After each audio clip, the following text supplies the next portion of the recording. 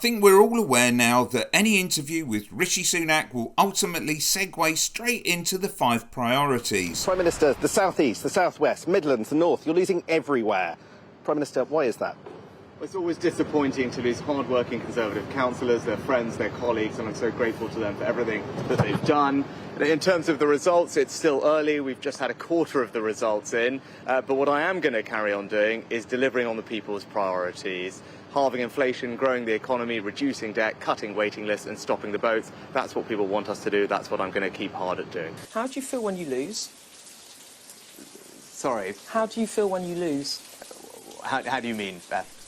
And it doesn't matter what you throw at him, he'll somehow bring it back to the 5 priorities.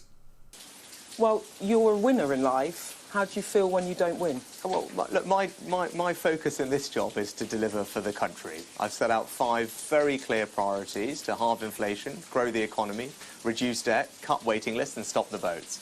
All I'm doing every day is focus on delivering for people against those 5 priorities. I firmly believe that that's what the country wants me to do.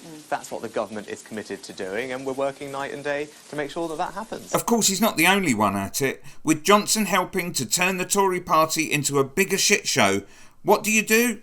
Bring it back to the 5 priorities. Here, though, Susanna Reid digs at the 5 priorities' lack of any real substance. There's been what the Germans would call Sturm und Drang. There's been drama. And then at other points, and I think this is critically one of those, what people want is a government that is focused on their priorities. And that is why the Prime Minister has been very clear that our job, my job, is to play our part in halving inflation, in growing the economy, in reducing debt, getting the public finances in the right shape, making the NHS work better by reducing waiting lists, and also, of course, by stopping the boats and dealing with illegal migration. There's a mountain to climb on those pledges. Finally, though, Sophie Ridge tries to draw a halt to the nonsense in this interview with Grant Shapps. You say that there was always a lot of drama around Boris Johnson, which is a bit of an understatement, really. Are you hoping that now some of that drama, the soap opera, if you like, will come to an end?